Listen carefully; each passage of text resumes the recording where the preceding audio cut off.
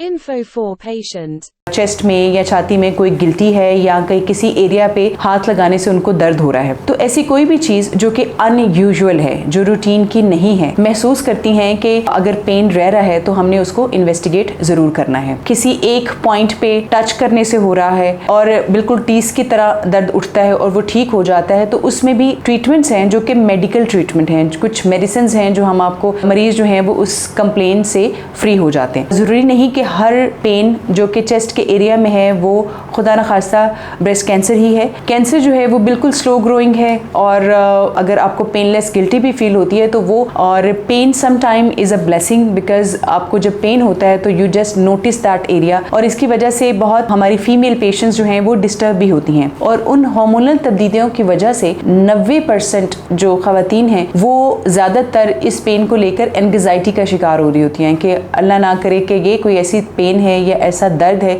जरूरी नहीं कि हर फीमेल को ये पेन हो, समटाइम्स डिफरेंट। इसका इलाज जो है वो डिपेंड करता है कि कॉज क्या है। अगर तो मस्कुलर पेन है तो वो 1 हफ्ते से 2 हफ्ते के अंदर ट्रीट हो जाती है। अगर ऐसी पेन है जो कि जिस्म में या छाती में कुछ ग्लैंडुलर चेंजेस की वजह से है तो उसमें हम ट्रीटमेंट देते हैं, और उसमें हमारी एडिटिव ट्रीटमेंट होती है। फर्स्ट ऑफ ऑल हमें पेन रिलीफ करना है, उसके बाद हमें सपोर्टिव मेडिसिन देनी है। मेडिकेशन जो हम स्टार्ट करते हैं, फिर उसका रिस्पॉन्स देखते हैं कि पेशेंट कितना अच्छा रिस्पॉन्ड कर रहा है मेडिसिन को। सो